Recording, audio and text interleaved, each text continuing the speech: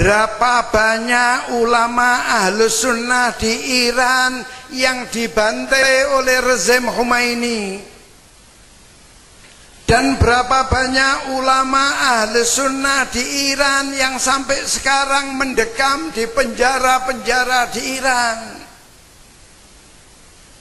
Berapa banyak madrasah dan masjid milik Ahlus Sunnah di Iran yang diratakan. Bahkan di beberapa kota Ahlus Sunnah dilarang membangun masjid.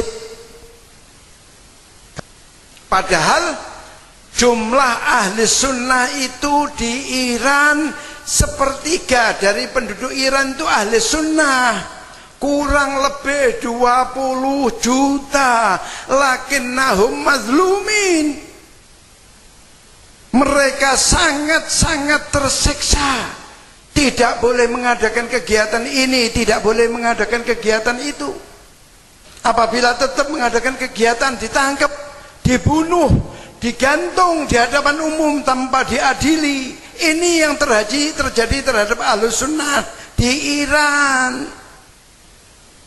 Banyak tokoh-tokoh kita tidak mengerti hal ini.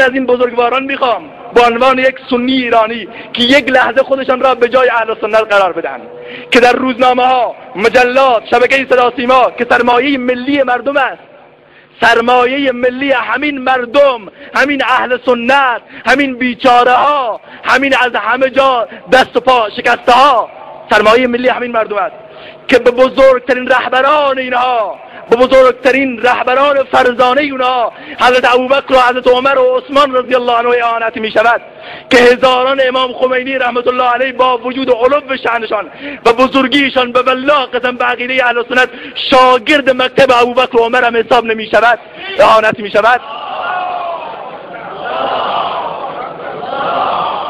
به چنین افرادی که دنیای ایران، جامعه ایران هم از شیعه و سنی مرهون احسانات و عمره، باید پای عمر را ببوسن، به والله قسم باید سم اسب حضرت عمر را ببوسن اگر امروز پشت منابر لا اله الا الله و الله اکبر میگویند.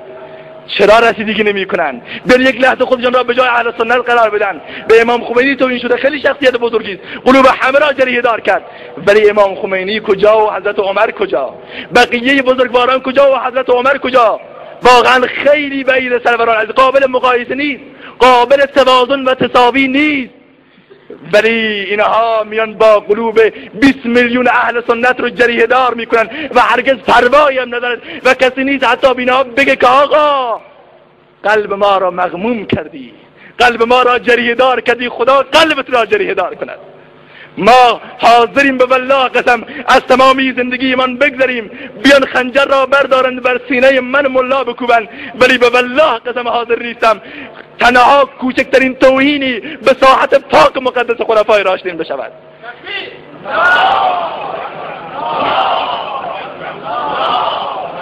بله، روزنامه جام جمع، کتاب ها و رساله ها که را به جای خودش، سریال هایی که پخش می شود، سریال امام علی و بقیه اونها، طلحه و زبیر را تصویر بسیار بدی از اونها میکشد به جای خودش، که امروز میری دانش آموزان ما، نونهالان ما، نوباوگان ما به والله قسم در مدارس امنیت مذهبی ندارند. چه پخش میکنن دست بچه های آمیدن، چه مسابقه هایی که امروز برگزار کردن، بچه کودک اهل سنت آورده دست من که این را برام حل کن. توهینه ها، اهانت ها، نفرینه ها چه حل بکنم؟ میخوام برم جایزه بده کتابی را، مددی را. آخ آخ آخ آخ، واقعا باید خون گریه کرد به خاطر یک جایزه کوچک. عقیده ها و آرمانهای رفیع اهل سنت را زیر سوال میبرن متاسفانه.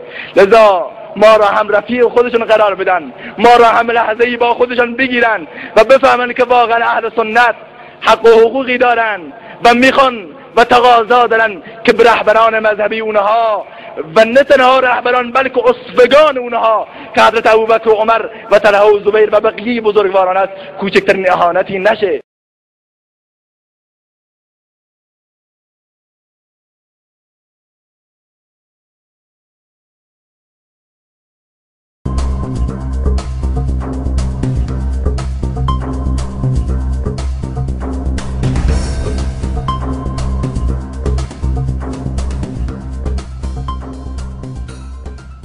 Bangun masjid,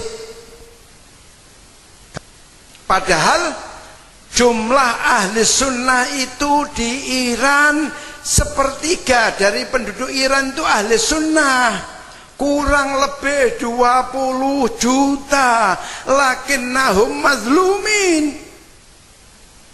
Mereka sangat-sangat tersiksa, tidak boleh mengadakan kegiatan ini, tidak boleh mengadakan kegiatan itu. Apabila tetap mengadakan kegiatan, ditangkap, dibunuh, digantung di hadapan umum tanpa diadili. Ini yang terjadi terhadap Ahlus Sunnah di Iran. Banyak tokoh-tokoh kita tidak mengerti hal ini.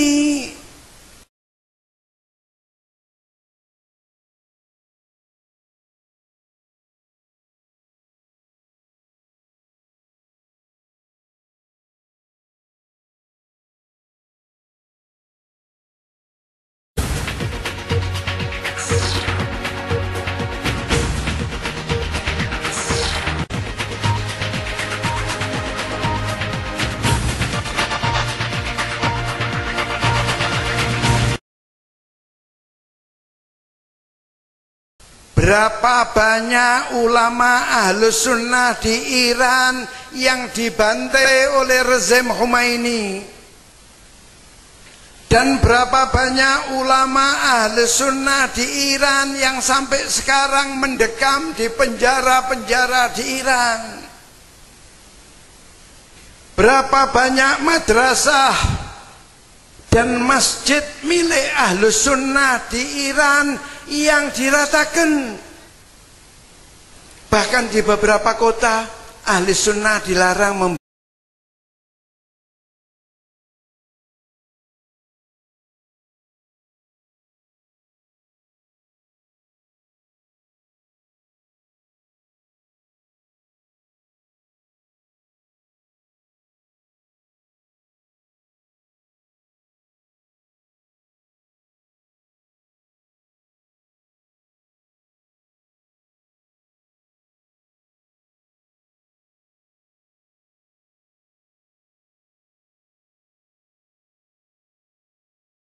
از این بزرگواران میخوام به عنوان یک سنی ایرانی که یک لحظه خودشان را به جای اهل سنت قرار بدن، که در روزنامه ها، مجلات، شبکه صدا سیما که سرمایه ملی مردم است، سرمایه ملی همین مردم، همین اهل سنت، همین بیچاره ها، همین از همه جا دست و پا شکسته ها، سرمایه ملی همین مردم است که به بزرگترین رهبران اینها، به بزرگترین رهبران فرزانه اونها، حضرت ابوبکر و حضرت عمر و عثمان رضی الله عنه اهانت می شود، که هزاران امام خمینی رحمت الله علیه با وجود علو شأنشان و بزرگیشان به والله قسم به عقیده اهل سنت شاگرد مکتب ابوبکر و عمر هم حساب نمی شود، اهانت می شود.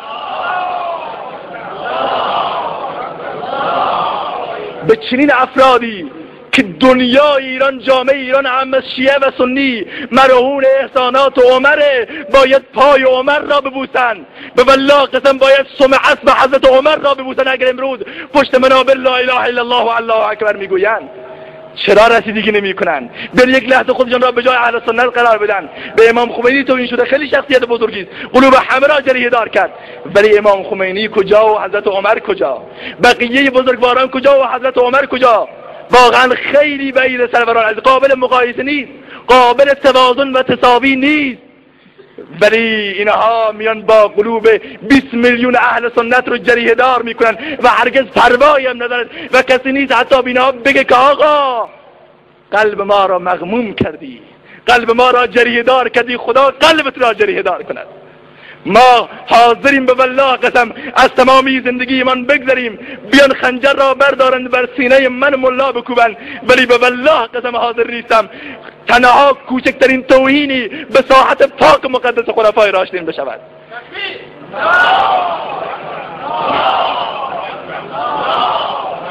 بله، روزنامه جام جمع، کتاب ها و رساله ها که را به جای خودش، سریال هایی که پخش می شود، سریال امام علی و بقیه اونها، طلحه و زبیر را تصویر بسیار بدی از اونها می کشد به جای خودش، که امروز میری دانش آموزان ما، نونهالان ما